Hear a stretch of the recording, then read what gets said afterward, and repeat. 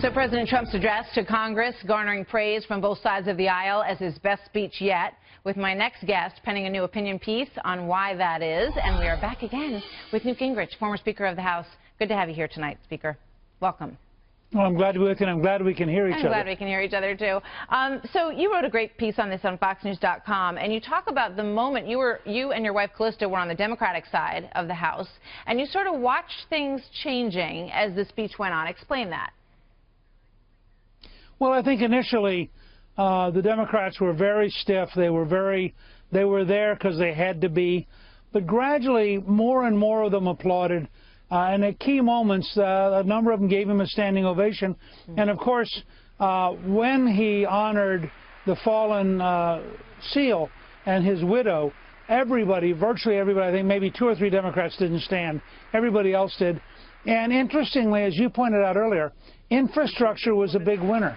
There are a lot of Democrats from districts that need bridges, need highways, need other kinds of infrastructure. And I think I would not be at all surprised to see President Trump get up to 1/3 of the Democratic caucus voting for an infrastructure bill if they work it right. All right. We'll see. I also note that you talk about how you believe you watched him sort of learn and grow in office. And I do think he went a long way last night with Republicans as well, who feel that, you know, things didn't get off on the most solid of footing in the first month. And they were a bit reassured last night, were they not?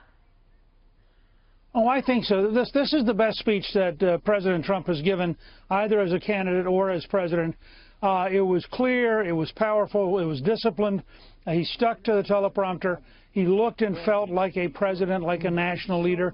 And I think that he has more prestige today, greater ability to negotiate with Congress today than he did yesterday morning. I know you speak with him. What do you think has changed? You know, when you say he's learned and grown in the office, what do you mean? Well, I try to tell everybody who asks about this, he is one of the 3 or 4 smartest people ever to be president. And people confuse the fact that he had a lot to learn because he hadn't been in politics before with the speed with which he's learning. He, I think, has learned a great deal about how to communicate with the country. He's learned a lot about bringing us together. I was very pleased that he opened the entire speech talking about Black History Month, talking about civil rights, condemning anti-Semitism, condemning the hate crimes in Kansas City. Now, that was the opening of a national leader who cared about the country and who was sending some pretty strong signals about what was not acceptable in America. And I think in that sense, with every passing week, he becomes more aware of the country, more aware of the responsibility he has as president, and he gets a little bit better at it every week. And I think a year from now, we're going to see really a very remarkable president.